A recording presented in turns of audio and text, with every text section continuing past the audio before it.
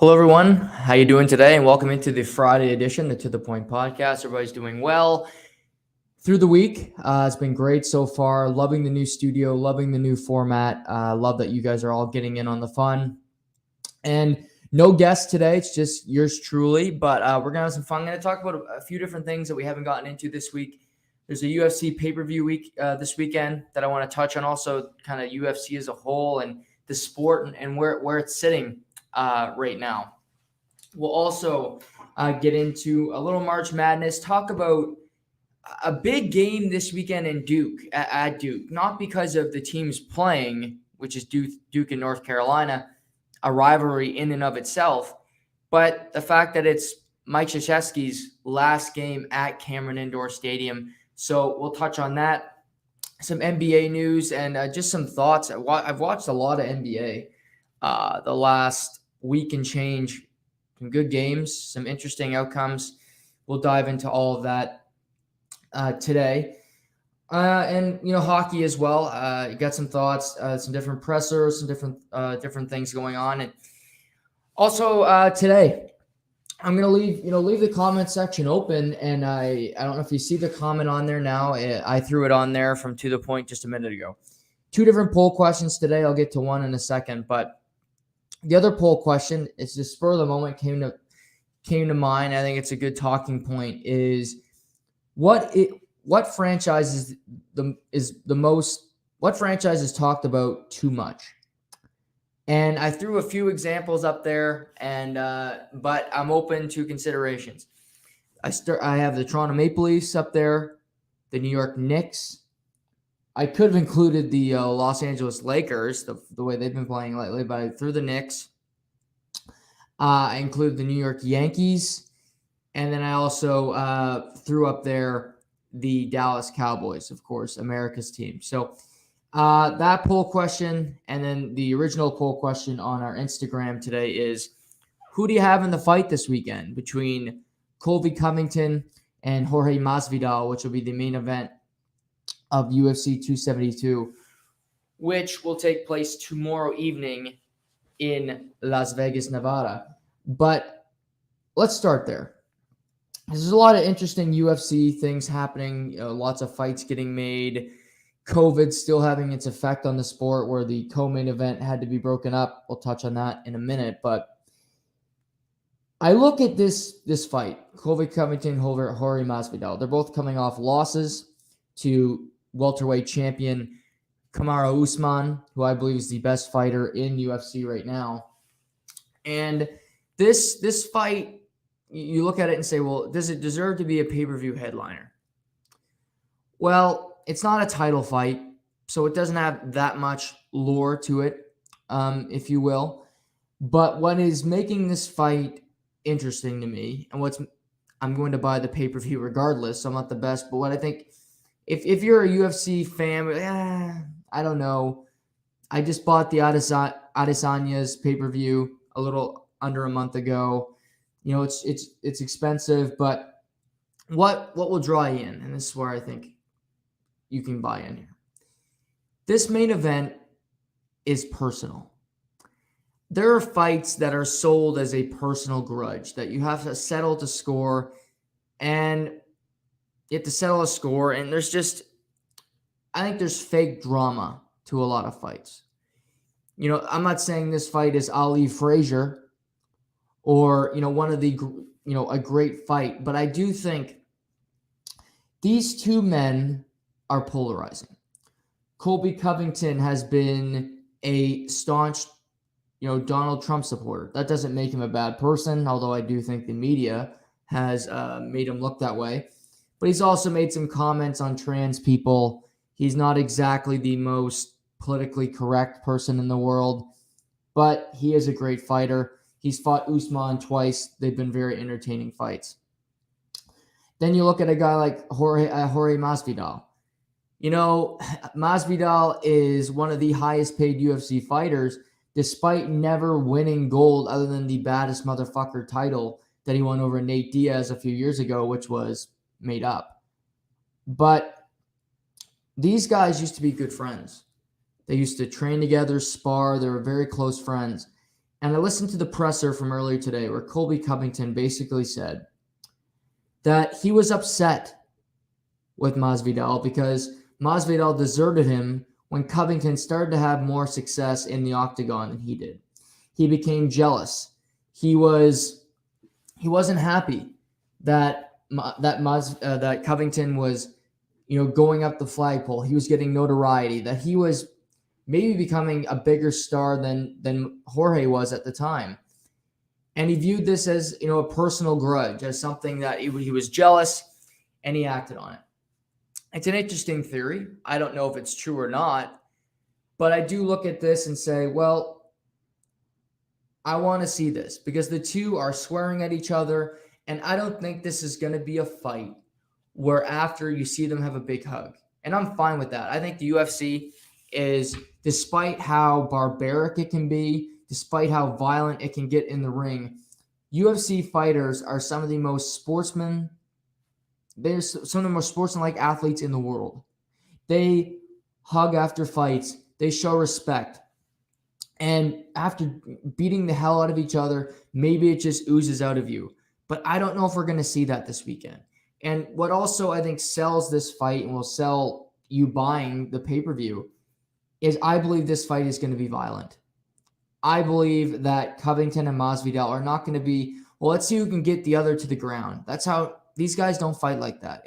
They are not, Islam Makhachev or Habib Nurmagomedov. They are not grapplers, get you to the ground, get you in a submission hold, and hope for the best. These two are sluggers. They will stand there in the stance, leg kick, and throw haymakers. And to answer the poll question, I think Colby Covington is going to win the fight this weekend. I think he's a better fighter than Jorge Masvidal. I think he's got a stronger chin. Usman knocked out Masvidal a few fights back. And Usman did, even though it seemed a little cheap at the time where the referee said to stop the fight in the 5th round between Usman and Covington, he did score a TKO victory. I look at that one and say Covington could have kept fighting. The ref intervened a little too early. Covington just fought Usman 5 rounds, went through the battering ram that is Kamaru.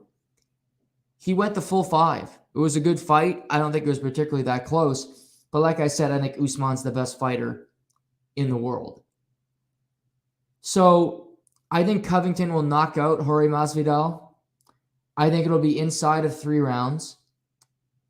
But I do think it'll be an entertaining fight. Masvidal is incredibly entertaining. He'll be going for the running knee. He'll be doing acrobatic things that make you want to tune in. He is a human highlight reel. He will do crazy things inside that octagon. Covington is more basic. He's more, let's get the job done. But I do think Colby Covington, he said he wants to settle a score. He said he has something to prove. And I think he wants to knock out Jorge Masvidal. And I think for Masvidal and Covington, I think they view it the same way.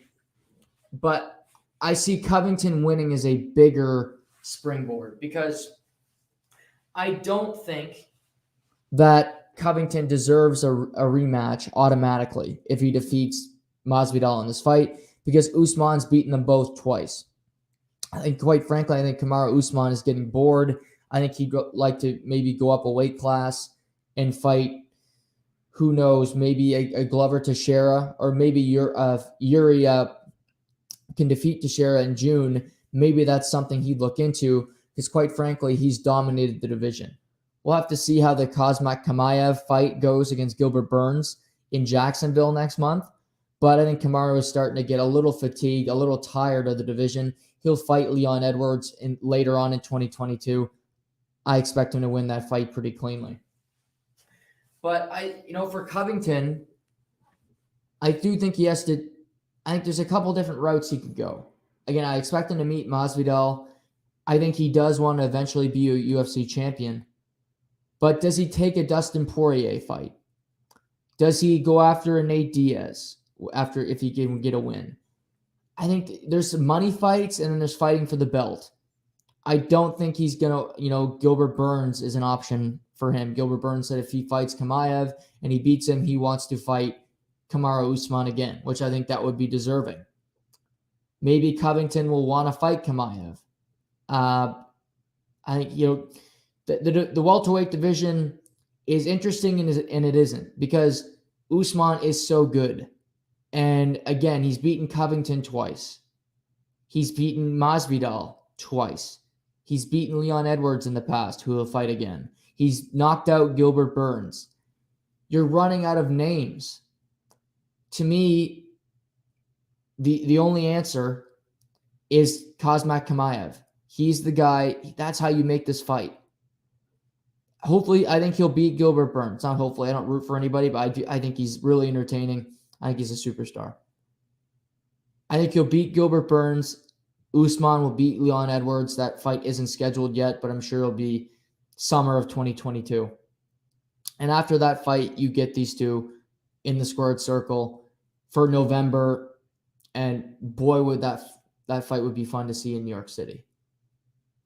Madison Square Garden, Kamaru Usman versus Khamzat Chimaev. Again, I'm getting into the weeds here. A lot has to happen, but I think these two fighters are better than their competition.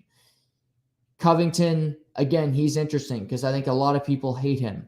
A lot of people will be glad to take a fight with him because just how much they dislike him. I do think he's a really good fighter. If he fought Kamaru again, I think it would be a good fight because the first two were very good fights. Again, I never feared Usman losing, but he got a takedown on Usman the first time ever. He's a good technical fighter, but he can also knock your head off, which is what I expect him to do this weekend.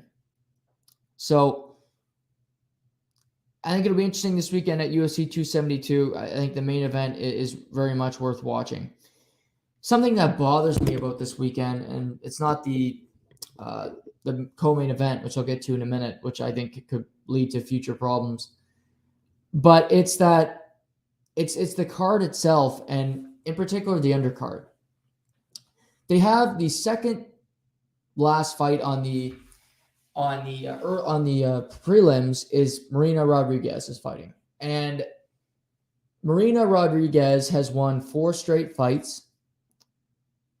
She is, I think, not a brand name, but UFC struggles to have women be centerpieces, be stars, which is their fault. But she keeps winning. She only has one decision. She only has one finish in her last 3 fights, but she's very good. And she's fought, her last 2 fights were on pay-per-views on the main card. And now they have her the second to last fight on. She's not even the last fight on the prelims, which is kind of the headliner. You have most people, okay, we'll catch the last couple prelims fights before we get to the main card. She should be on the pay-per-view. And this whole topic about women in sports and promoting it and money, and like if she wins this fight, she should get a title opportunity. And I read a piece by Robin Black, who's a very great UFC commentator. He's on TSN sometimes. He said even if she wins, she won't get a title opportunity. I couldn't agree more with him. And that's what the biggest problem with UFC is you could earn it. You could win fight after fight, and sometimes you won't even get what you deserve. And I'll bring this full circle. Last weekend, Islam Makhachev defeated Bobby Green. He was supposed to fight Beneil Dariush, which would have been a great fight. He fought Bobby Green. Bobby Green was on short notice, but that's the breaks. He took the fight. He won it. Islam won the fight. Great. He's been on a tear. He is basically Khabib 2.0. He looks exactly like him. He fights like him. He's a stud fighter. But now Dana White's coming out and saying, well, we still want him to fight Beneil Dariush. And Makhachev just fought. Dariush had an injury. So they're not going to be fighting in a couple weeks. I think at the earliest, these two are going to be fighting May or June. And you look at their division, well, Charles Oliveira is fighting is fighting Justin Gaethje in May. So I don't think it'll be the same pay-per-view. So let's say, well, we don't want to put the same two guys, same weight class in the same card. So push it back at least a month or two. Maybe we'll throw these guys in July. Okay. So you got these two in May. So they're going to push back Makhachev and DeRoche. Winner should get a title opportunity. But let's push it back. But then you have Oliveira sitting there. He fights in May. I think he'll defeat Justin Gaethje. So he's free.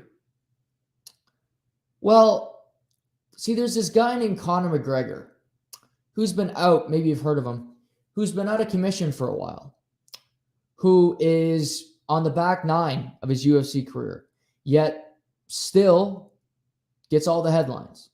The only thing he's mastered in the last couple of years in the octagon is how to have a weak chin and how to break your leg.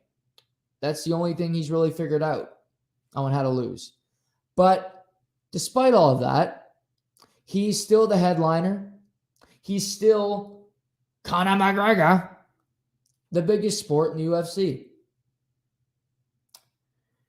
And what I fear and what I know it's going to happen because it's Dana White and it's sickening. Oliveira is going to beat Gaethje in May in Brazil. And Oliveira will be like, well, who am I going to fight next? And Makhachev's going to say, well, I want the fight. Well, Dana White's going to say, well, no, actually, we need you to prove it. Like, you beat Bobby Green. That's not that great of a win. Not his fault because he was supposed to fight DeRoche, who got hurt, a very good fighter. So I think he'll schedule that fight. And, well, Oliveira just can't sit around waiting. So what's he going to do? He's going to get Conor McGregor to fight Charles Oliveira for the lightweight title. That's what I think is going to happen. And it shouldn't happen. McGregor has done nothing to earn it. He is a fighter that has been out of commission. He's always in the headlines. But I believe because it's about money, it's not about the best product. It's not about, well, what do fans want to see? Or what do we want to see here? They don't care about that. I think we're going to see that fight. And again, I'm not a McGregor fan, quite frankly.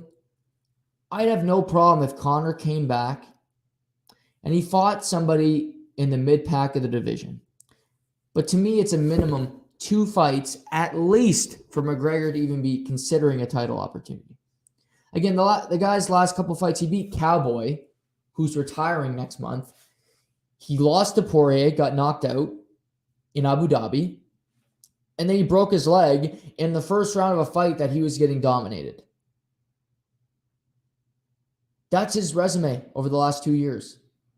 Oh, and then go on Twitter when you're drunk and scream and do whatever else, proper 12, whatever else you're doing. That's it. That's all we know about Conor McGregor. Nothing to do with fighting. In team sports, you have to earn getting the belts. You have to earn the chance to get it. You have to go through the gauntlet of a playoffs to get to that Stanley Cup final, to the Super Bowl, what have you. In fighting, you could be the biggest name. You could be the soldier that wins fight after fight, goes through rounds and battles and takes fights on short notice, and you're just a great company guy. But you could have somebody that screams, creates headlines for the right and wrong reasons, and he gets opportunities above you. And that's not the way life should work. That's not the way sports should work. I'll just use this example, just came to mind, but the Atlanta Braves will never be the sexiest franchise in pro sports. Never. But they won the World Series last year. If networks could have picked who they wanted in the World Series, Atlanta would have been in the bottom 5. But you don't, because Atlanta beat the Dodgers, who Fox would have picked to have in the World Series. Astros are a good sell. They'd probably be in the top 3, top 5 for sure. But Atlanta was there. You don't get a choice and say, well, we don't want Atlanta. Acuna's got a torn ACL. Who the hell are we going to market? Freddie Freeman, the first baseman? We'll pass. Give us the Dodgers or who else do we want? Who's got some stuff? Give us a San Diego. Yeah, we'll fly them in to tease. Yeah, they missed the playoffs, Bob. No, we'll take them. We'll take them. Yeah, that you can't do that. The Toronto Maple Leafs and Western Conference. Well, if we're talking about different networks, if we're talking about Sportsnet, it'd be Toronto, Edmonton. If we're talking the U.S., ESPN, TNT, it would be Chicago, Boston, or Philly every other year. Tomorrow on ABC, for a hockey game, it's Chicago, Philly. They are two teams that are not going to make the playoffs. They're irrelevant. They're sellers at the deadline, but that's their audience. Philly, Chicago. You schedule a Saturday afternoon game, Toronto, Vancouver, that are playing tomorrow night on ABC. Nobody cares in the U.S. I doubt they care about Philly, Chicago, but some people will because, you're scrolling through the channels on, tomorrow afternoon, and you're like, ABC. Well, Chicago versus, Patrick Kane, Claude Giroux, our favorites, Philly, Chicago. Yeah, I'll throw the game on. That's not the game you pick anytime. The game of the day tomorrow is Colorado-Calgary. The two best teams in the Western Conference play tomorrow night, 11 o'clock start. Tomorrow night you got UFC and you got Calgary, Colorado, 11 o'clock at night. Sounds like it's going to be a late night for somebody. But again, I'm fine with Makayev versus Benil Dariush. I think it'd be a great fight. But I don't want to see that fight if I know that Conor McGregor is going to get a title opportunity, which I think is going to happen. I don't want that to be I don't want it to be, to get this, you have to give up that. That's not a good trade-off. It's not something that I endorse. It's not something I love to hear about. So, again, I think the pay-per-view will be good this weekend. I think we'll see a competitive fight. It's a pretty good card. As I pull it up here, I think we'll see some good tilts. I think it is worth checking out. That's basically what I'm saying this weekend in the UFC. But we'll have to wait and see what the UFC does when it comes to booking their future fights. But we'll see what happens. Leave your thoughts. Our Instagram poll today is who you got this weekend, Covington, Masvidal. And then just pre-show, I wrote most over-talked about sports franchise. I had the Leafs, Knicks. Also had the Yankees and the Dallas Cowboys or other. So leave your thoughts in the comments section if you want me to talk about that below. This weekend is the last scheduled games for college basketball before the tournaments, the Big Ten tournament, ACC, SEC, all of the above, the conference tournaments that will begin this week. And really this weekend will be about Coach K, Mike Krzyzewski, who will be coaching his last game at Duke Saturday evening. And it's very poetic. It seems right that his last game will be against North Carolina. And Coach K is the all-time winningest coach in the history of college basketball. He's won 5 national championships. He's won Olympic gold medals. He's Coach K. He's a living legend. He's had great teams at Duke. Great players have gone through there. And, It's funny, players go through Duke, they get to the NBA, but you kind of forget who was at Duke, but you do remember, oh yeah, Coach K's there. Roy Williams had that same type impact at North Carolina. Nick Saban has that type impact on Alabama. If you're a historic coach, oftentimes you are referenced more than the actual players. Tua Tagovailoa was 5th overall. He went to Miami, played at Alabama. I think people would be like, well, where did he play again? You forget that, oh yeah, he played there. Evan Neal, the offensive tackle, is a guy that might go 1st overall in this upcoming draft. But I think what we reference more as well, Nick Saban, he can produce talent at Alabama. Not that Evan Neal was a member of the Crimson Tide. But Coach K has been a guy that's won everywhere he's been. An incredible career. He battled North Carolina forever. And what really is interesting is Duke, they're 4th in the country right now. They have a very good team. They are 26-4. The Tar Heels are 22-8. They're not ranked this season. They missed out on the playoffs the past 2 seasons. I expect them to get in. I think it's a big game for them. However, I do think it's important for them to play well in the ACC championship tournament. But for Duke, it's Krzyzewski's last year. But I also think this year is different because this team can win a national championship. They absolutely can. And what a story that would be. I mean, they have Paolo Banchero, who might go number 1 in the draft. Chet Holmgren is another guy for Gonzaga who is right there. But he's a fantastic player. They have NJ Griffin, Wendell Moore, Trevor Keels at guard. He's a really fun player to watch.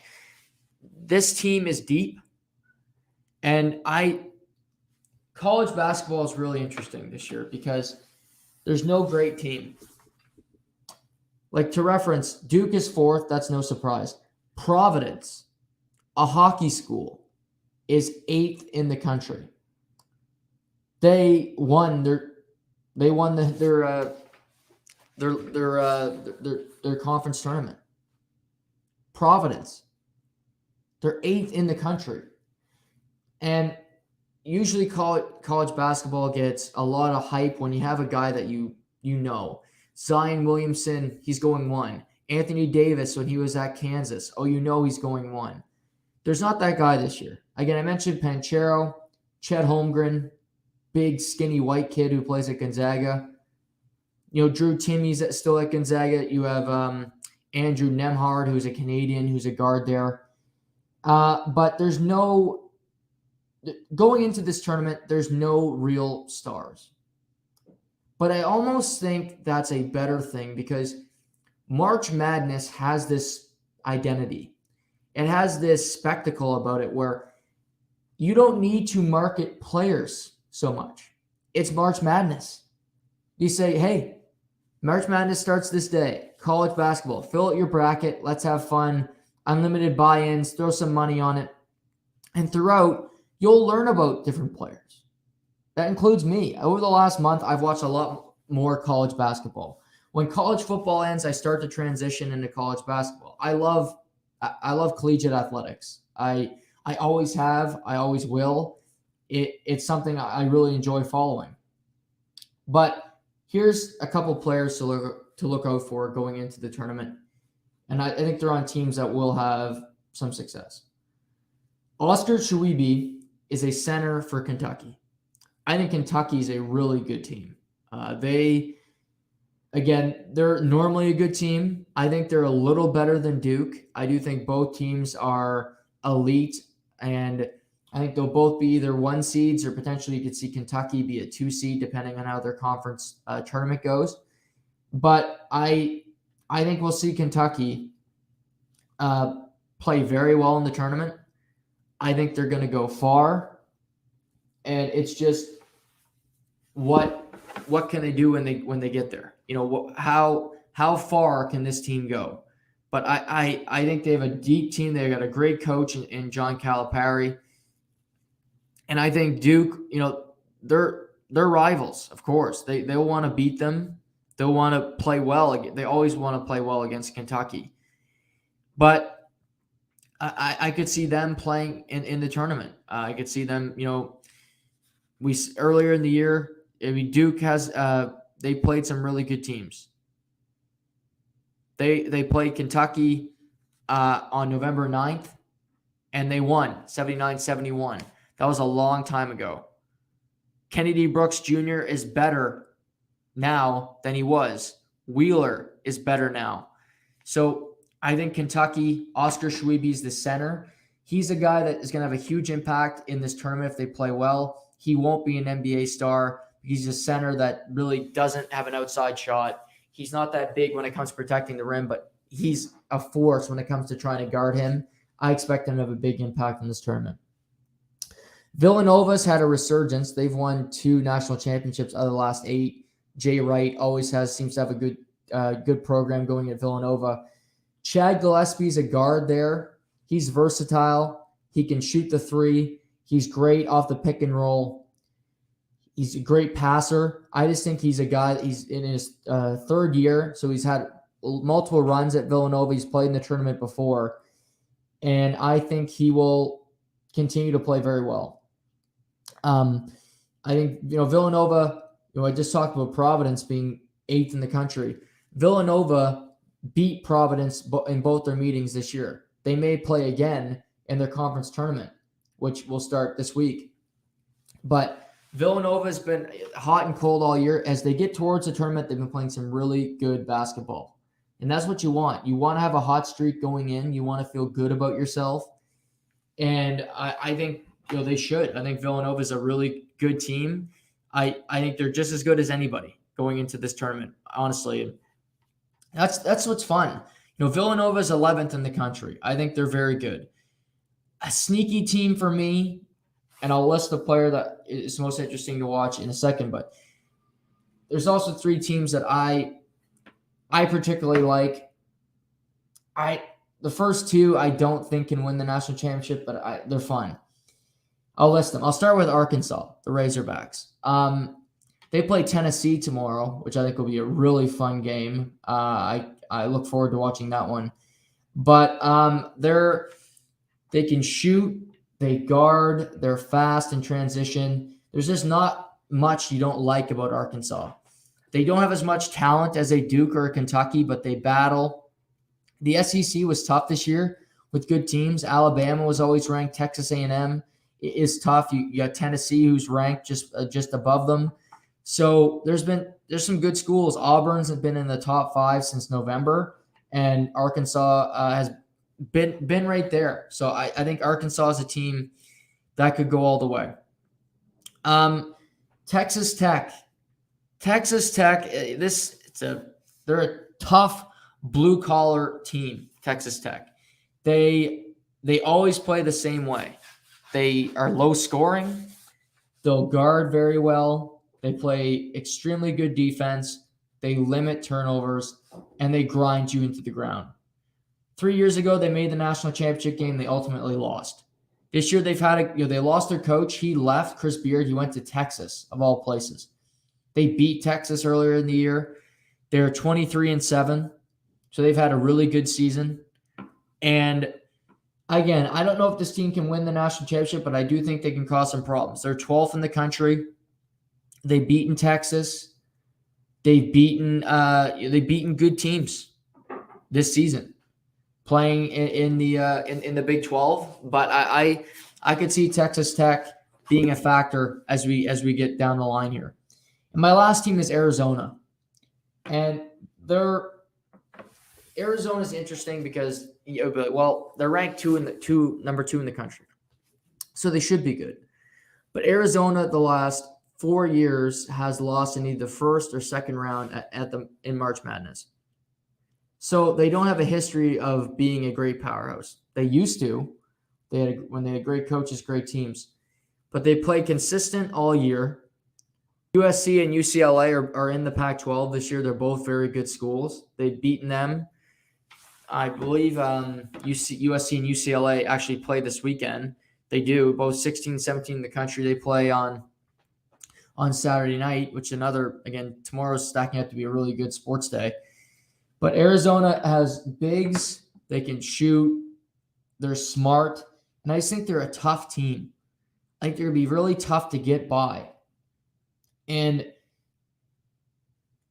again, there's no clear-cut star. But there will be somebody that comes out of this tournament where somebody says, wow, that guy's a star. That guy's a stud. And, I don't think it'll change the first 2 picks in the draft. But you'll see somebody who has a great tournament that says, well, maybe I'll take him a little higher. And that's what's great about this tournament. It happens. Top prospects game in hockey. Guys get more of a look. And you're like, well, maybe we'll take him. Or maybe he's better than we think. We liked him more tonight than we have in the past. So, again, there'll be stars created. There's just not many going in right now. But conference tournament's a little while away. And before we wrap up on this, the player to watch, and it's just because how this guy looks, and you're probably wondering, how could this guy be potentially the first pick in the draft? That's Chet Holmgren at Gonzaga. He's 7 feet tall. He might be 150 pounds, soaking wet. He is beyond thin. He plays center. He's interesting because he likes to shoot threes. He'll step outside. He can run the floor. He's definitely extremely athletic for a 7-footer. But he's so thin. Like, I can't imagine him trying to go up against a guy like Rudy Gobert or Joel Embiid.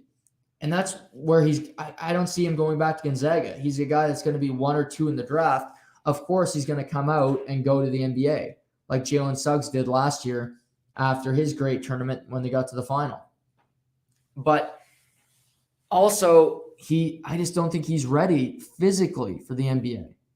The NBA is not as physical as it once was when it comes to you go down the lane, you're going to get hacked, you're going to get beat up like they did to Michael Jordan back in the day. But also, you're still playing against Joel Embiid, who's the same height as you, yet he's 130, 140 pounds heavier than you. He will physically dominate you. There's not many centers that I believe Chet Holmgren can play against. And as a 7-footer, it's extremely difficult for you to play any other position. We look at Kristaps Porzingis. He wants to be a power forward / small forward. It doesn't really work. It's awkward. He hasn't had a great career.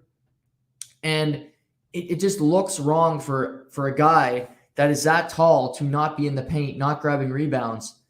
And I want to watch him to see how he looks in the tournament, but also I want to watch him more to say, well, can he play in the NBA? Does he have more skill that can overcome some of the physical limitations that he clearly has? Because strength is going to be an issue for Chet Holmgren. There's some big centers that are going to be tough. Dwight Howard's past his prime, but the guy is still built like a brick shithouse. He can grab boards. I think Chet Holmgren is going to be easy pickings for some centers where they go, I got him all night. Guys who are not that talented. Defensive end, maybe a guy like Steven Adams, Dwight Howard, will have a hard time with Chet because he can go outside, he can dribble, he's more athletic than them.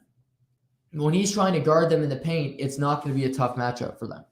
They're going to say, get the ball to the paint, to the big, because Chet Holmgren can literally do nothing against them. Maybe he'll put on some weight. I think he's going to have to play at the NBA level. But we'll wait and see. But I'm interested to watch him in the tournament, how he ultimately plays and how the tournament goes. But again, this weekend at Cameron Indoor, it's all about Coach K. It's about Coach K's last game there before the conference tournament for March Madness. So he'll wrap it up against University of North Carolina, the bitter rival. And I look forward to watching that this weekend as well. The NBA, it's not going to be as long of a show today, but I do have some points here about the Miami Heat and just the NBA Eastern Conference as a whole. And I look around, and it's super interesting because you have at the top, you have the Miami Heat with a 2.5 game lead on the Philadelphia 76ers, Chicago Bulls. And you have the Bucks 3.5 back, Boston Celtics 4.5 back, Cleveland 5, who are on a skid. They've lost 5 of their last 6. Toronto's 7 seed, Brooklyn in the 8 seed as of right now. But I watched the last 2 nights. I watched a lot of the Heat Bucks game where the Heat look like they should have won, but Giannis plays great down the stretch. Milwaukee's still got a very good team.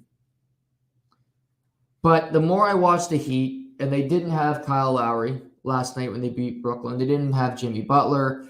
They're missing players night in, night out. I do worry about Kyle Lowry. He's missed a lot of the season. He's on a new team.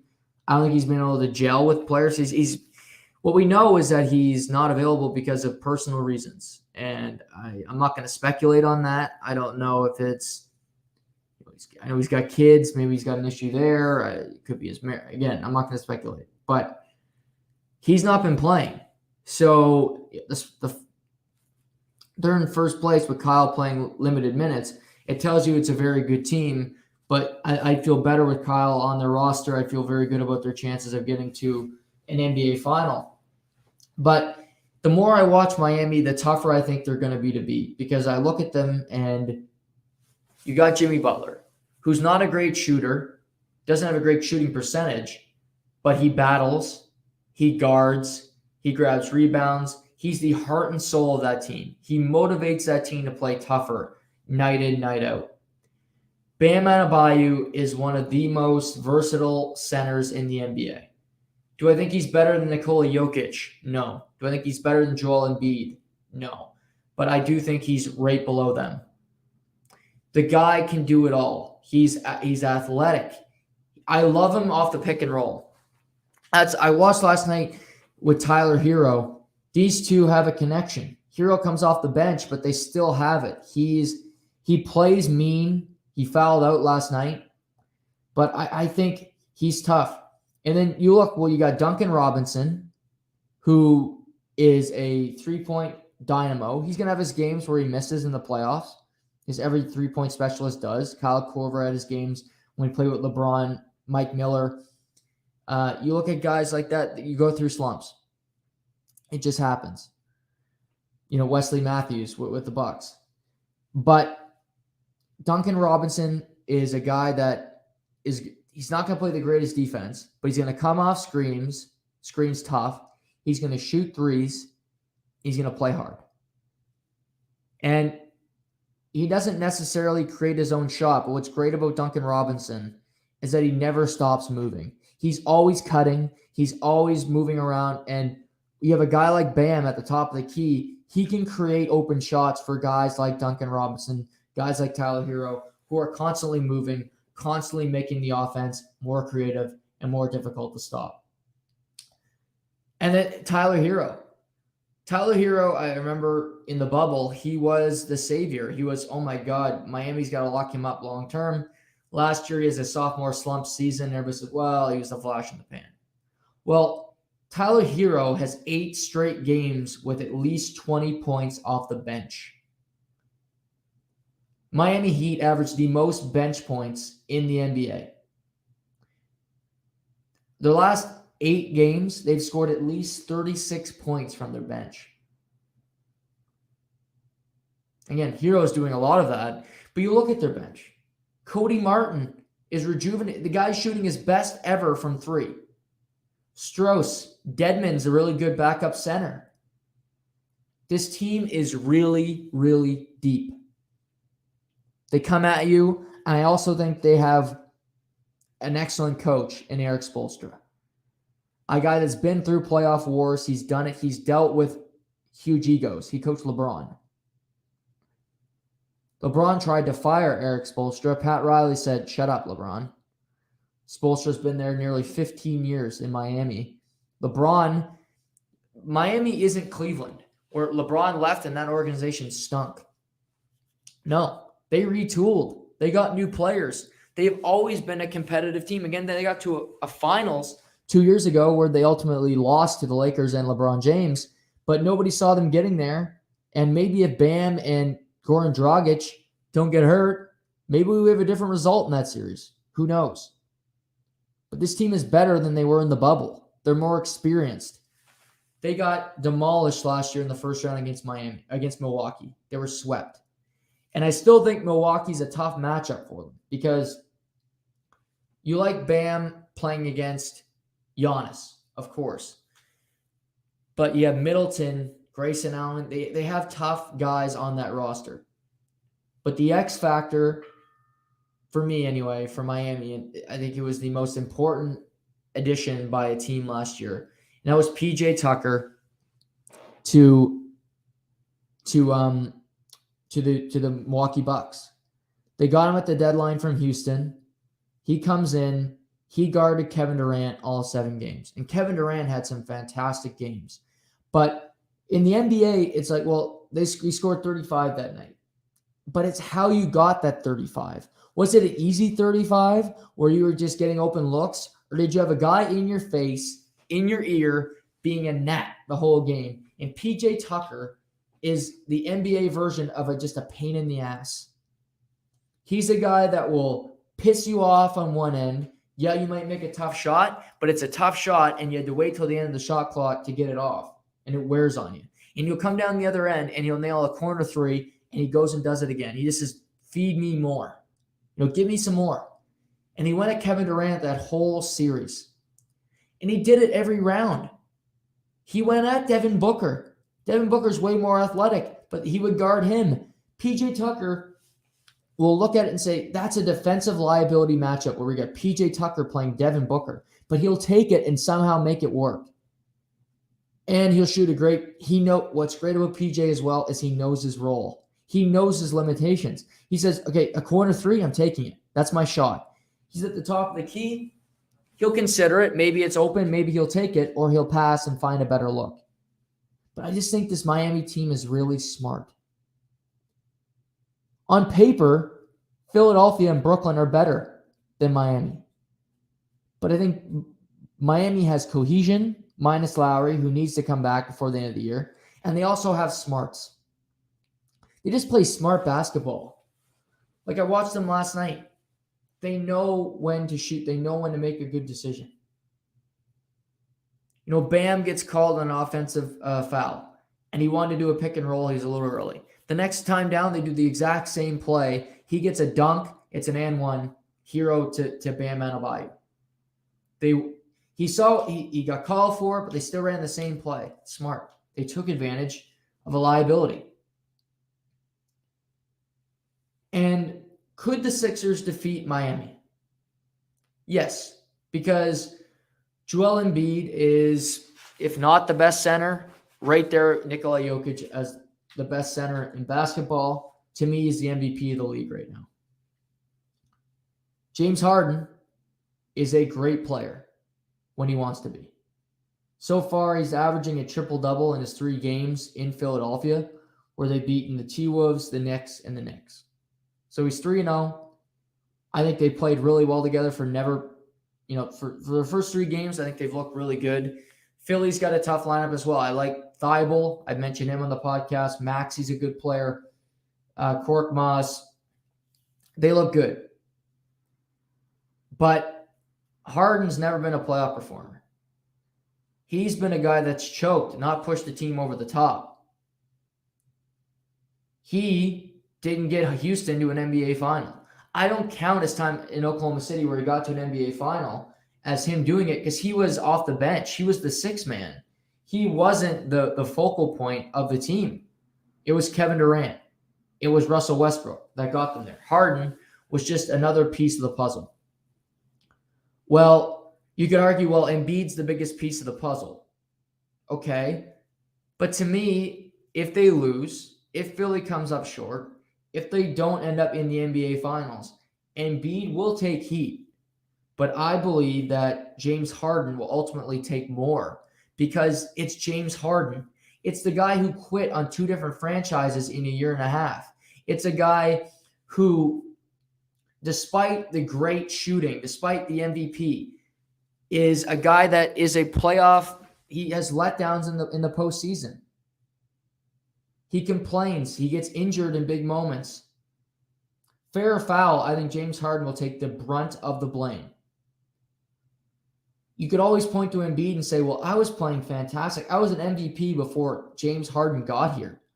Maybe I was better off without him, with Seth Curry, with Andre Drummond as my backup center. We didn't have to go sign DeAndre Jordan off the street, who Brooklyn and the Lakers recycled through, and he played so great with those two franchises. Maybe we were better off. I should have been the show. I should have been the player. Not these guys. There's an argument to be made there. But we'll have to wait and see what happens. But I don't see, if the Sixers are going to win, James Harden's going to have to be fantastic. Because getting him was great. But you lost Seth Curry and you lost Drummond. That hurts your team. Because now Maxey and Thibault are in the starting lineup. I like Shake Milton, but he's hit and miss. Danny Green's on the back nine of his career. You got to hope, okay, Danny Green, he's won 3 NBA championships. He's got three Larry OBs. You got to hope he can play his best basketball in the postseason, which he's done in his career. So it's not out of the realm of possibility. Can Korkmaz give us something? You got to hope for those things for Philly, because I think Miami has more depth. I do think Philly has superior top-end talent. But you look around, the Brooklyn Nets had the most talent last year. They were out in the second round. Kevin Durant is better. To me, he's the best player in the NBA. Giannis is extremely good. Middleton's a good player. Jrue Holiday's serviceable player. Very good. All-star level player. But that combination does not even come close to the combination of Kyrie Irving, Kevin Durant, and James Harden.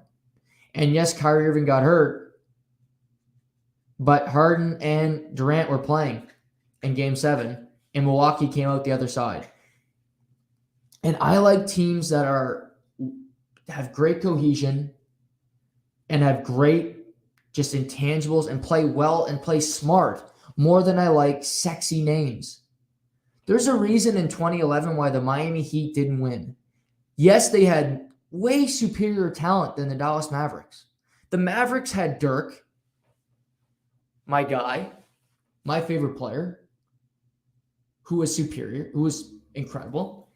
However, what else did Dallas have? They had Sean Marion, who was on the back nine of his career. Jason Kidd, who was on the back nine of his career.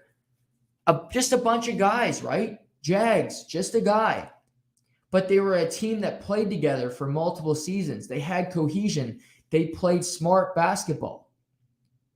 And ultimately, what happens? Well, the Heat were in their first year. You're figuring it out. How many touches does LeBron get? How many touches does Bosch get? You get to an NBA Finals and LeBron's freezes. That helps as well. But also the team that played the best together, that played the smartest basketball, won that series. Miami, Doc Rivers is a really good coach. He won a title in Boston, but he's won the same amount of titles as Eric Spoelstra. But if you talk to the media, well, it's Doc Rivers. It's Doc Rivers. You can hardly understand what he's saying halfway through a game because his voice is so hoarse. But Spoelstra has just as many credentials. Actually, I think Spoelstra's a better coach. Doc Rivers has blown more 3-1 leads in playoff series than any coach in NBA history. 3 times he's been up 3-1, going on to lose the series. That's on his resume. Since Boston, he's never gotten back to an NBA final. He's never gotten back to a conference final. Eric Spoelstra's been to 2. Well, Spoelstra, 2 rings. Sorry, I forgot about the LeBron's second one. He's been to see, 2011, 2012, 13, 14. He's been to 5 NBA finals since Doc Rivers got his one. Forgot about, can't believe that slipped my mind about him winning a multiple with LeBron. My bad. But that just came to mind now. But Spoelstra's a Hall of Famer. So is Doc Rivers. Spoelstra's had a better career than Doc Rivers. You wouldn't know it nationally. Sorry, Celtics fans. But it's just the truth. But when you look at this list, Brooklyn is on paper, again, what's paper worth? Is better than Miami. Kevin Durant came back last night, played pretty well. But what Brooklyn needs more than anything, Kevin Durant can come back and play fantastic, which is great. You need him playing at a high level come playoff time. But you also need reps. Kevin Durant was by himself last year in the postseason. They didn't win. And guess what? That's going to be the same result this year. Because as if the season ended right now, they'd have to play Toronto in a play-in game. That would mean, as of right now, which I don't see this changing in Canada before the playoffs start, Kyrie Irving would not be eligible to play in Canada. So that would mean you got Kevin Durant with Bruce Brown, Goran Dragic, Cam Thomas, LaMarcus Aldridge in Toronto. Could Kevin Durant go legend, win that game? Potentially. I don't think it's an easy one. But let's just say they're eighth, they lose their 7-8 game, then they beat Atlanta in the last spot in. They play the Miami Heat in the first round. I don't like that matchup. I don't think they're beating Miami as of right now. If the Brooklyn Nets, who are 3 games back of Toronto, that's a lot to make up with few games. And I mean, you got to hope for more results like Toronto got last night. They lost to the Pistons for the 6th straight time because Dwayne Casey's he's been defeating Nick Nurse and the Raptors since they decided to fire him the year he won Coach of the Year. I mean, he's been doing it year after year after year. So, but for Brooklyn, if they're going to get to an NBA final, if they're going to be a legitimate threat, they need Ben Simmons to play, who's still not cleared for practice. I read today on NBA Today. I was watching the show before the podcast. He's not cleared for practice with back tightness. He hasn't played since June. To me, this is such a facade because March 10th, they're scheduled to play Philadelphia in Philadelphia. He's clearly not going to play in that game. And this is so tough because it's, the mental health aspect. I get mental health. We all go through it. I've dealt with some shit mental health wise. We all do. But eventually you got to get past it. Eventually you're going to go through your career. If he plays in Brooklyn, he's going to play in Philly 2 to 3 times a year. He's going to have to do it eventually. Face it now. The playoffs, it's going to be worse. So to me, he's waiting it out. This is such a cowardly act. If I was his teammate, I mean, I don't know how Seth Curry, who was with him in Philly and he wasn't playing, feels about him now. But you're not going to play in this game coming back? I mean, yes. But Durant, Kyrie Irving, and Ben Simmons need to play together. Because if they play 10 to 15 games going into the playoffs, they're not going to win. You need cohesion. Maybe next year you find it. You can win. You get to an NBA Finals. You put a bow on it. But I doubt it. I really do. This year it's about finding it soon because Brooklyn is only a game up on Charlotte. Charlotte's been going through a skid, but Brooklyn's been just as bad. Brooklyn's a game up on Charlotte and Atlanta. They're tied for the 9th seed. Atlanta beat the Bulls last night. It's unlikely Washington could catch them. They're so desperate and decimated right now. But for Brooklyn, get guys back in the lineup. Kyrie's a tough situation. I don't know why he can't play in Brooklyn, yet guys who aren't vaccinated from other teams can. That rule makes no sense to me, but it's the rule. Deal with it. He could have got vaccinated. This wouldn't be an issue. Selfishness. Again, I'm not going to talk about the vaccine issue. COVID's done in New Brunswick in 2 weeks, at least for me. So clink to that. But for Brooklyn, they got the Celtics Sunday. In a perfect world, Ben Simmons plays in that game. But Ben Simmons is going to be the third most important player. Kyrie Irving can play in Boston. They hate him there. That's a game on ABC. Watching that one. But Kevin Durant and Kyrie Irving have only played a combined 19 games together in 2 years. They need to play together. These two need to at least play together and be ready. Ben Simmons, who I don't even know, maybe he doesn't play this year. Who the hell knows with him? I have less and less sympathy for him, and I had very little to begin with. But he needs to play. He needs to be ready. But Kyrie Irving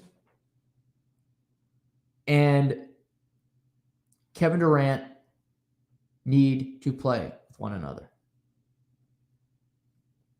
Should start Sunday. Now that Kevin Durant's back, for Brooklyn, play your best players together. You need to play with one another. Because Brooklyn could be out in the first round, and then it's, well, where do we go from there? I look at the matchups. If they ended today, Philly would play Toronto. Potentially Brooklyn, that could change because of the play-in. Let's say Toronto beats Brooklyn, it would be Philly-Toronto. I like Philly to beat Toronto. I think Toronto has had a good season. Cleveland's going through a skid. Could you catch a heater? You got Cleveland against the 76ers tonight. That's an interesting game. I think that'll be a really fun game. Cleveland's going. JB Bickerstaff got tossed his last game. He's really frustrated with that team.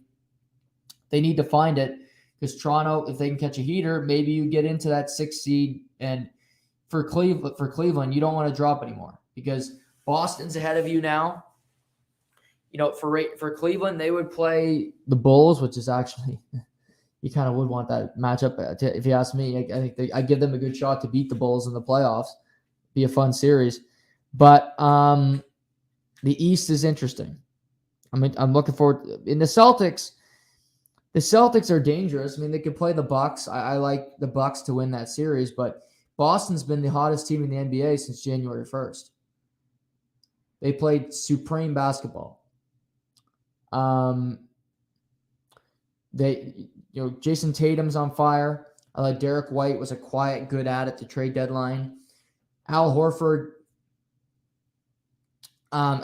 just seems to play well.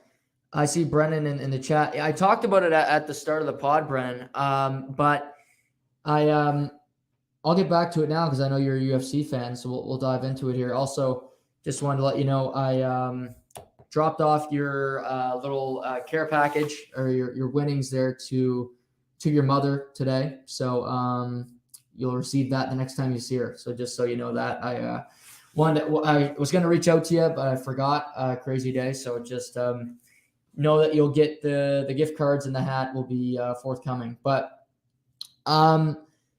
yeah, 272. I was saying at the beginning, Brennan, and everybody tuning in, I think I got Covington winning this weekend. I expect him to knock out Masvidal within 3 rounds. And what is more, I think it'll be a good fight. And I think Masvidal is really entertaining to watch fight. I think Covington is a polarizing figure because he's polarizing. And so he's an unlikable guy. I do think it's for the wrong reasons. Him being a Trump supporter, I don't think that's a reason to particularly dislike somebody. It's just a difference of opinion. But he does some stuff that is definitely out of bounds, I would say. But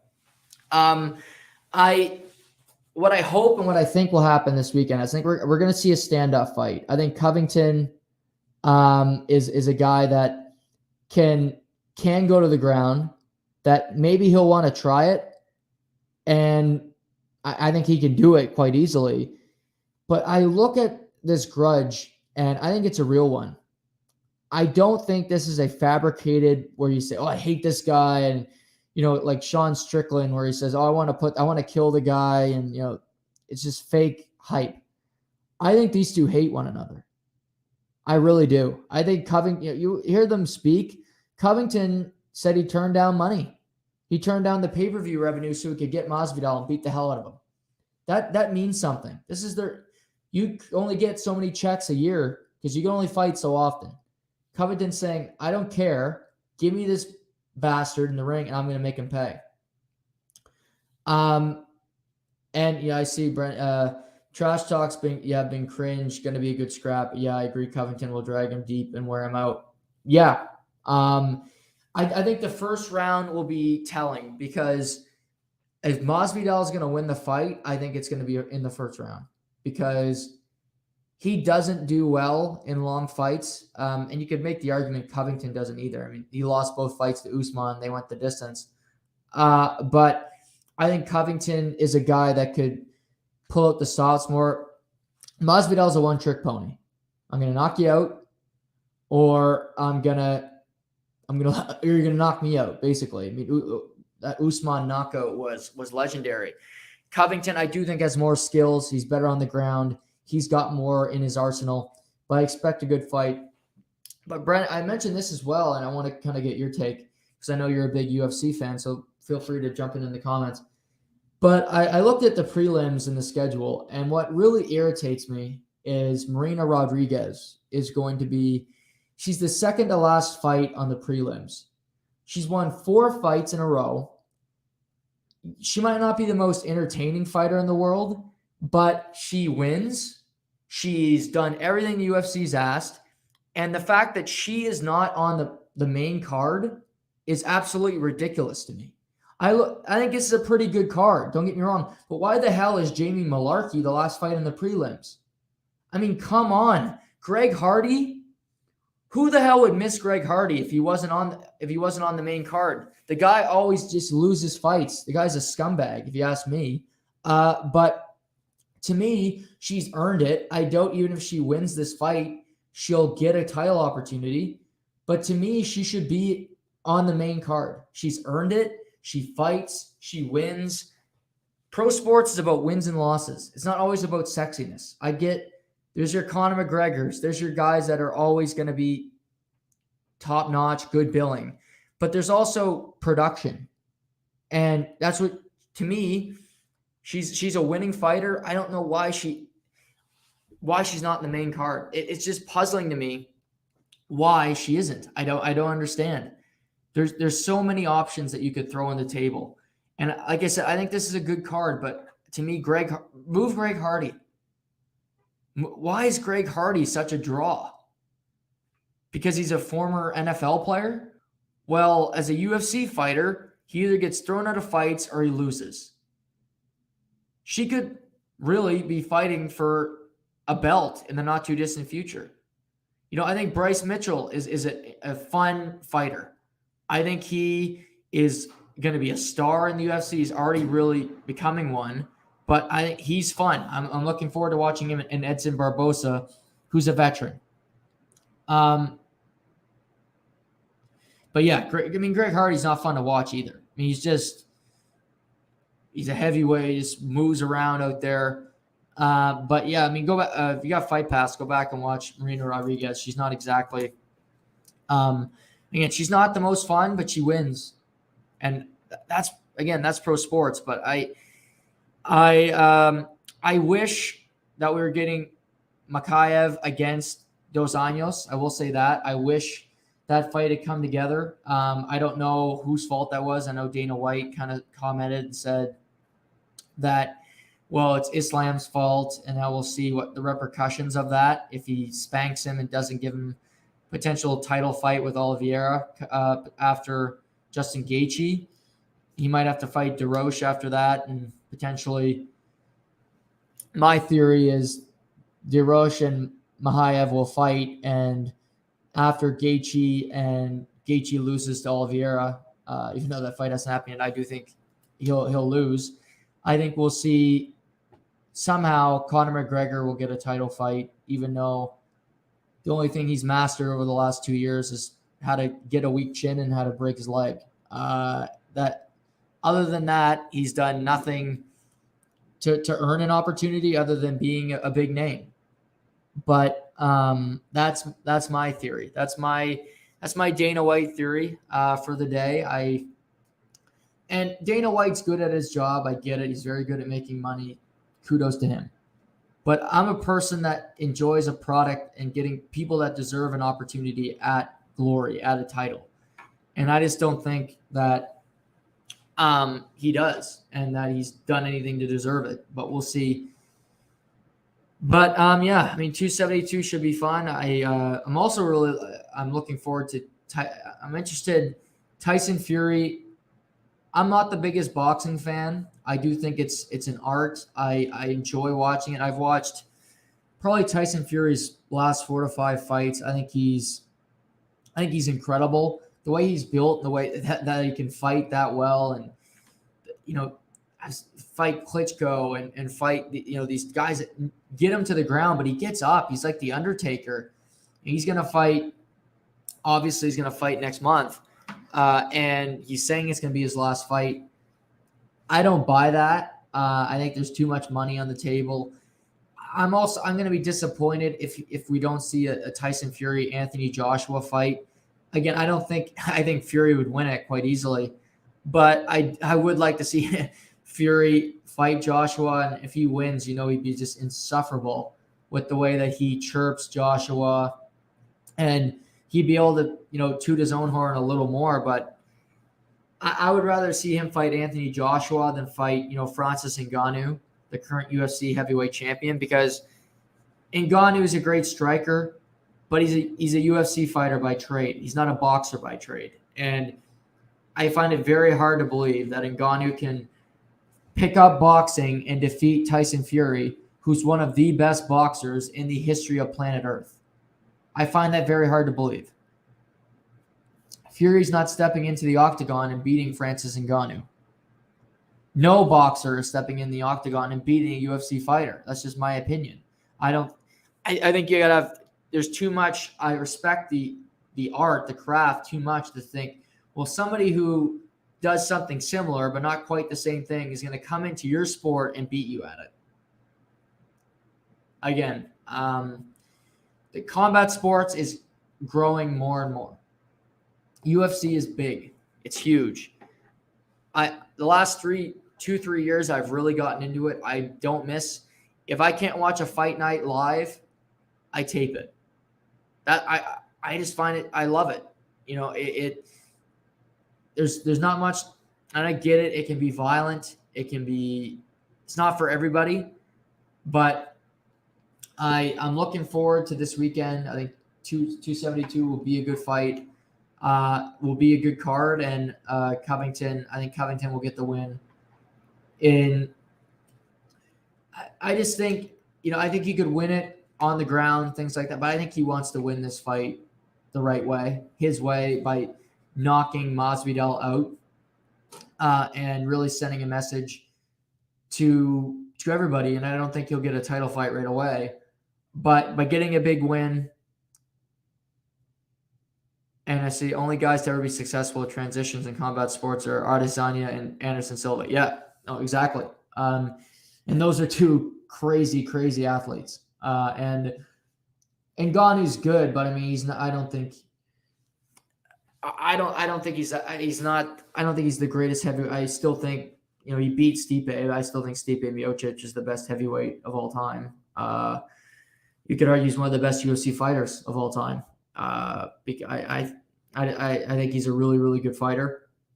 And my dream fight of the year, if I could cancel everything else out and I could pick one UFC fight for the rest of the year. If you got one, leave it in the comments because I like to hear it. To me, it's John Jones and Stipe Miocic. John Jones is a colorful cat. He's a drug cheat. So I don't love him as much as some. I don't think he's the best fighter of all time. I don't think you can be with. I have my stance on Barry Bonds. I have to have the same take with with John Jones. But if he wants to come back, he has a clean piss test. I would love to see the best light heavyweight and the best heavyweight of all time get in the cage together. Because I'm sure Stipe wouldn't love this. He's a guy that likes to wait a long time between fights, which I don't love.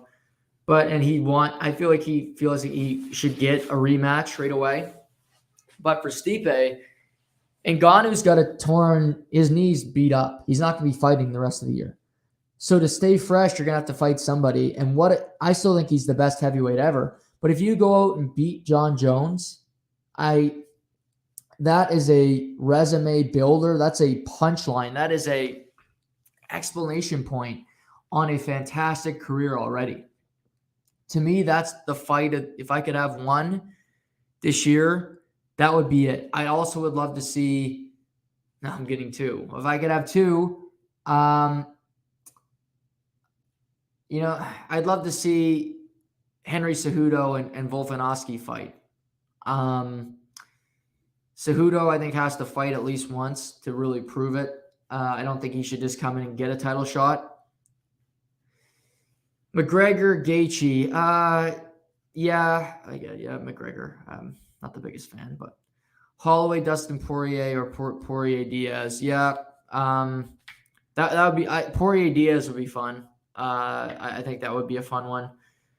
Yeah, Holloway, Volkanovski 3 again. That would be fun, but I see that one going the distance again, and I just don't see Max winning a fight on points. I think he should have won at least one of the first two fights on points, and he didn't. And I just don't see the judges really, especially some of the judging that's been happening lately in some of these fights. I'm perplexed.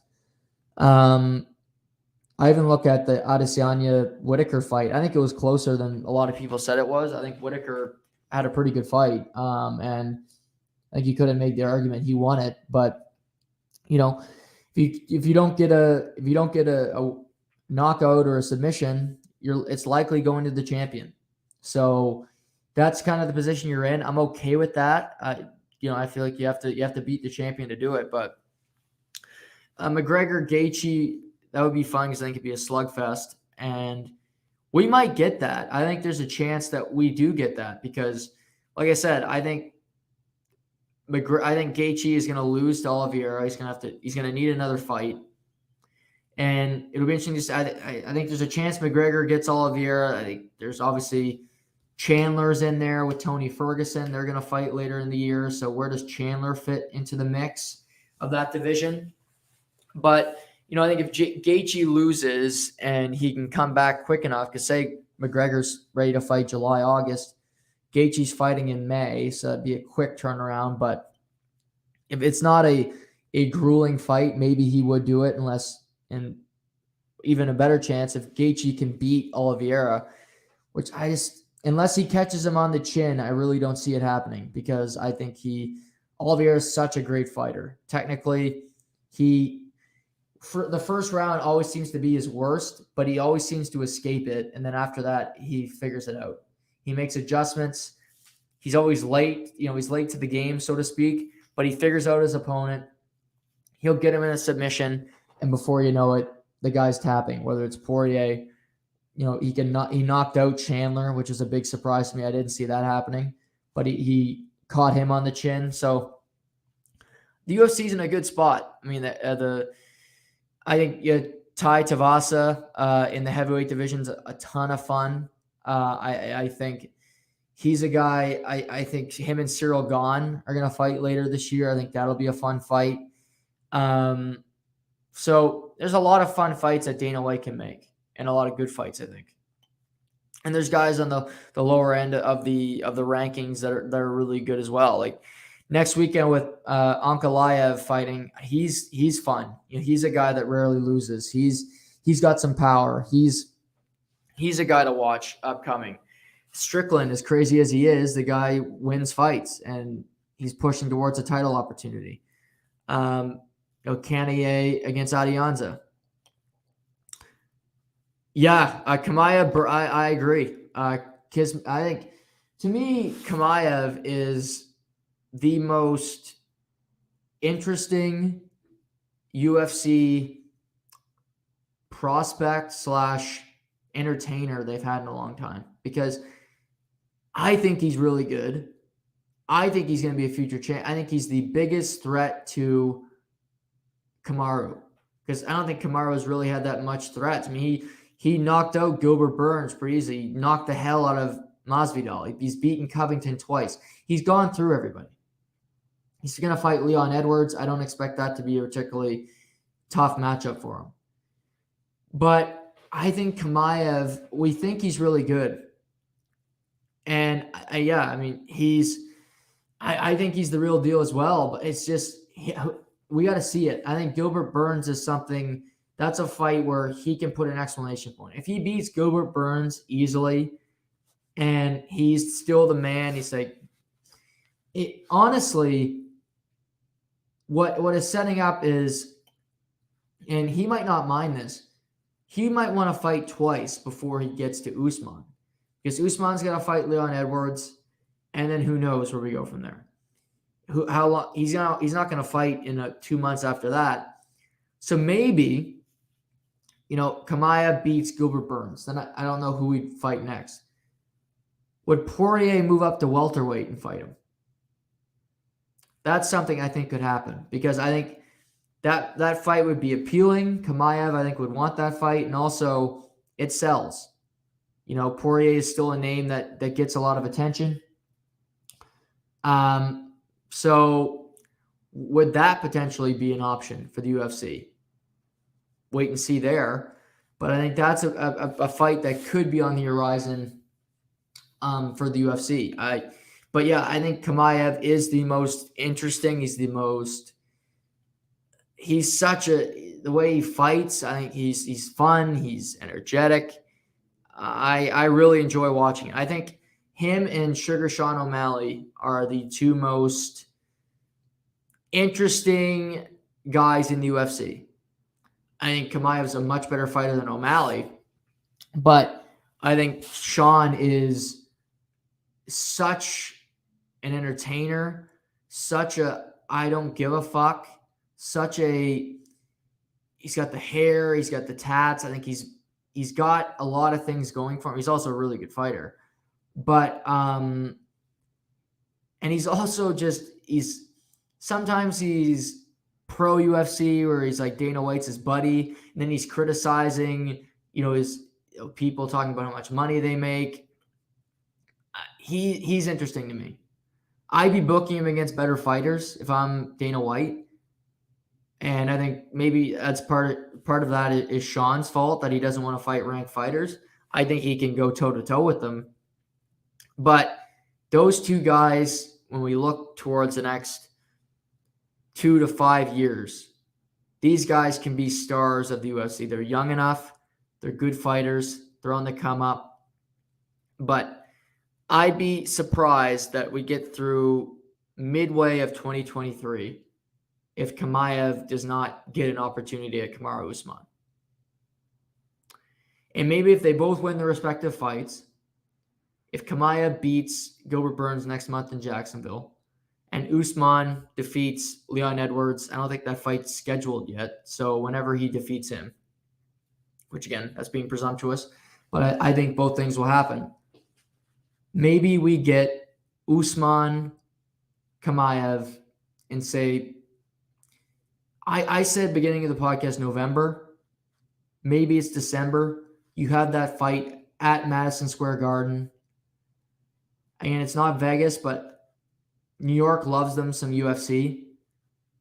Right around Thanksgiving, you get those two in the octagon.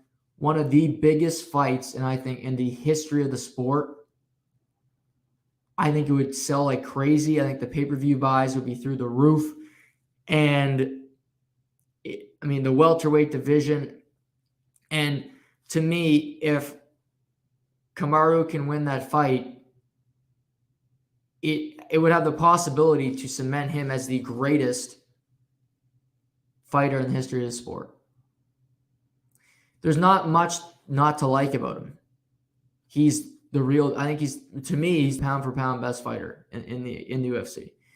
Adianza's really good. I think Usman's better. Again, I think Stipe is the greatest heavyweight of all time. You could argue he's the best fighter in the history of the UFC. But you have Usman. If he goes through he's fought some good fighters. We have Chimaev, who they're labeling as the next great thing. And if he can beat him after beating everybody, and Usman's not been a guy that's ducked anybody. He fought Covington twice. Covington's a really good fighter. Beat him both times. If he can do that and then get Chimaev and say he knocks him out, that would be an explanation point on his career. And then, maybe he just walks away at that point because he damn well deserve it. He would surpass George St. Pierre. He would go past the greats of the sport. I don't know. But I think there's a chance we get that fight by the end of 2023 or 2022. I guess where are we now? 2022. Maybe it's early 2023 we get that fight. But we're still March. We're still early enough. Chimaev's fighting next month. I think it's April 9th or April 6th, something like that, is the pay-per-view in Jacksonville, UFC 273. So maybe we get it. Who knows? But again, I think the UFC is in a really good place. There's a lot of ways this can go. And I don't know who this. There's a lot of good draws, but I think Chimaev is right up there for right now for guys to see. Okay, he's fighting Gilbert Burns. He's fighting a guy that can really fight. This isn't we think he's pretty. Gilbert Burns is a really good fighter. He's beaten some great guys. But can he do it now? Can he beat a really good fighter and it puts him in a spot where they say, okay, now he's for real. He's proven it.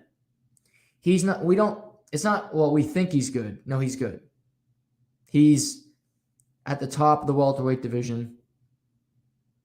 He's got all the tools. Let's see what can happen here. So I'm looking forward to this weekend. Again, I don't miss many shows now. I love it. And you got the pay-per-view next month, Chimaev. You got Tyson Fury fighting next month. I even saw, I'm not a big wrestling fan, but I listen to Pat McAfee every once in a while. I read a rumor that he's going to be fighting Vince McMahon at WrestleMania. I don't know who pitched this idea, but Vince McMahon, I think, is like 75, 70. I get he's ripped, but I used to watch wrestling back in the day. Vince couldn't wrestle then. He was old then, too. He was 50. But Pat McAfee against Vince McMahon. I get it, Vince makes some bad decisions. I'm sure there's more wrestling fans out there that can understand that one more than me. But it's one thing to say, okay, let's bring Goldberg back. Or let's bring Dwayne "The Rock" Johnson back. No, I'm going to fight Pat McAfee. Do people not speak up in the meeting and say, no, it's a bad idea because they're worried Vince is going to fire them? Or they're idiots that think, no, that's a really good idea. Yeah, no, Vince, Pat, yeah, that makes sense. He's got a good show. But I don't see him being a great wrestler. And I know Vince isn't one. So, yeah. Enjoy that one, WWE fans. That should be thrilling entertainment. I'm going to stick to the real combat sports for now anyway. But as we head into the weekend, again, I talked a lot about some NBA. We got some good hockey this weekend. Calgary versus Colorado, Saturday night. That should be a really fun game. The two best teams in the Western Conference right now. And it's going to be a dogfight down the stretch. I was checking out the West today because it's ever changing. But you look at this Pacific Division tying in the wild card. You got Calgary with 71 points. They played 53 games. Then you have LA with 65 points with 55 games played. Edmonton played 55. They have 64. Nashville's in the first wild card spot, 54 games played. They have 64 points. Vegas, second wild card spot with 55 games played with 64 points. Then you have Dallas, 53 games played with 63 points, followed by Anaheim and Vancouver, who have both played 56 with 61 points. It's going to be a battle down the stretch here. And what really might separate the good to average teams here is the trade deadline. What does LA do? I don't think they're going to trade away pieces. I think they're going to try to make the playoffs. So I expect them to make it. Edmonton, I think, will add. But do I think they're going to be ultra aggressive? I have my doubts about that. I don't think they win a Stanley Cup. Should they be targeting a goalie? Yes. Can they get Marc-Andre Fleury? I have my doubts about that. I think more maybe Georgiev is the option there. But I expect them to compete the rest of the year. But you look at them. Their last couple games. This is their last 5. Lost Chicago, win over Philly. Lost to Carolina, win over Florida, lost to Tampa Bay. They got to beat bad teams. Like, you can't lose to Chicago. You can't lose to a Chicago last night. You get a point, but you can't lose to Chicago. It just can't happen. Nashville. Well, Nashville has been a pretty good team all year. They're right in the thick of it. In their division, they're only a point back in Minnesota. Minnesota's been really on a downward spiral. They got a win last night over Philly. That's not saying much, but their goaltending's been terrible. They're struggling to find wins. But Nashville, well, what do they do with Philip Forsberg? Really talented winger. A guy I'm sure they'd love to re-sign, but how much money is he going to want? How much could you get for him as a guy at the trade deadline for a team that wants to win a Stanley Cup? So Nashville could put themselves out of it potentially. I mean, if you lose your best scorer, where does your team sit? What's the mentality of that team after? You got to think about just the mental state of they just traded away Philip Forsberg. How should we feel about this? Vegas. Well, Vegas got Leonard back, but they lose last night to Boston, who is a good team. They'll be in the playoffs. But Leonard's never 100% healthy. Mark Stone's on injured reserve. To get him off, you'd have to trade away a large cap hit, which you could say, well, just trade Dadonov. Well, who wants Dadonov? Not that many people, because he's got another year at $5 million, and he's played terrible the last 2 seasons. You'd want Riley Smith, but I don't think Riley Smith would be. You don't want to trade Riley Smith if you want to potentially win a Stanley Cup. So you got a tough position there. Dallas is also interesting. Dallas could put themselves out of it if you trade. But I talked about it with Cole yesterday. You got Pavelski, you got Klingberg, you got Michael Raffl. They got a team full of UFAs. They get a lot of UFAs. So what do you do with all those players? Do you trade little Joe Pavelski? Do you trade Klingberg? It would be tough not to. But if they stay the way their team is constructed right now in the home stretch, I think Dallas is making the playoffs because I think Dallas is better than Nashville. I don't know if they're better than Vegas, but Vegas is in a tailspin right now. And can Jack Eichel find his game at that elite level before the playoffs? We'll have to wait and see. Below them, I expect Anaheim to sell and Vancouver. And Vancouver, I read an article today. Obviously, JT Miller is the one talked about the trade deadline, but they're also shopping Brock Besser, who's an upcoming restricted free agent, and Connor Garland, who was signed for another 4 years at almost $5 million. But would a team want Connor Garland? Potentially for a playoff run. He's a guy, it's a lot of term to take on, but he is a good player. And I don't know what Vancouver's going to do. They played 56 games. That's a lot of games. And they got 60 points. So that would mean right now they're 4 points out of the Pacific Division. They are 4 points out of a wild card spot. But Edmonton does have a game in hand, but Edmonton hasn't played fantastic this season. But Vancouver's going to have to go in a very hot stretch and hope for some help down the stretch to make the playoffs. It's not out of the realm of possibility, but Demko would have to be fantastic.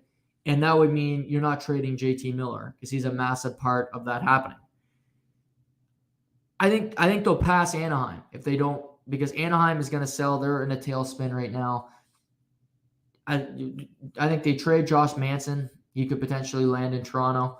Lindholm, if he doesn't resign. For all Anaheim's guys, if they're not going to resign, you trade them because you're going to get nothing for them. You're not a team. If Anaheim misses the playoffs, it's not the end of the world because they weren't expected to make the playoffs before the year anyway. But to me, the Western Conference and the races, Calgary is set. Again, I think LA is going to make it, but they're not a lock, but I do think they're going to make the playoffs. Excluding that, I mean, it's interesting because the trade deadline, I think, will set this up because what do teams do and who starts selling first? The white flag will raise if we see Dallas make a trade. Because if you trade John Klingberg, in my opinion, you have to trade Joe Pavelski because it makes no sense. Unless you know Pavelski is going to re-sign in the offseason, why wouldn't you trade him? And if he's going to re-sign, deal him anyway. Deal him to a team that can win a Stanley Cup. Trade him to the Rangers. He can go on a playoff run.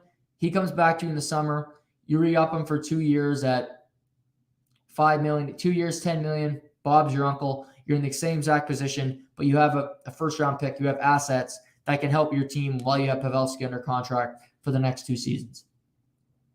For Nashville, if they trade Forsberg, John Hines had a good program there. Duchesne's had a good season.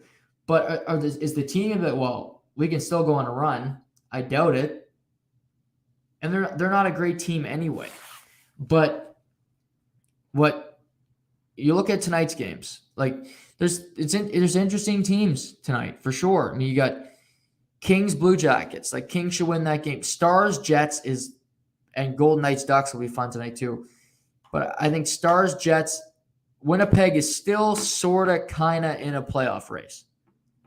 But in their division, they are a ways out. They are 10 points out of the third spot. They're 10 points behind Minnesota, and Minnesota has 2 games in hand. They're not catching them. Their hope is to get to the wild card. But again, to get to the wild card spot right now, they are 7 points out of that, and they only have 1 game in hand on Vegas. So they're going to need an incredible tear and a lot of help to do it. I don't think it's going to happen. But, I mean, they lose tonight, they'll sell guys. To me, this is the night where it's going to be, okay, we're done. Because they lost to Dallas last week. It was an overtime game where they fell apart late. Hellebuyck's going to be playing every other night. He's going to play every game down the stretch here. But that game's interesting to me tonight. I think Vegas Ducks, Vegas on a back-to-back in Anaheim. They need this game desperately. Penguins Hurricanes is a good game tonight. I mentioned even in the NBA. I like the Cavs 76ers game tonight should be a lot of fun as well. But it's a great weekend of sports. I mean, you got UFC 272, which we talked about a lot today. We got NBA action, the Arnold Palmer down in Florida. And we'll have a lot to get into on Monday. But it's been a great first week here in the new studio. I've really enjoyed the interactive aspect, you guys commenting. Keep that coming. You have topics you want me to cover on the podcast, you can message me, you can write it in the comments. So feel free to do that as well. But I hope you guys all have a great weekend. Thank you for tuning in this week. Thank you for the continued support. And we'll be back Monday to break it all down. This has been To The Point.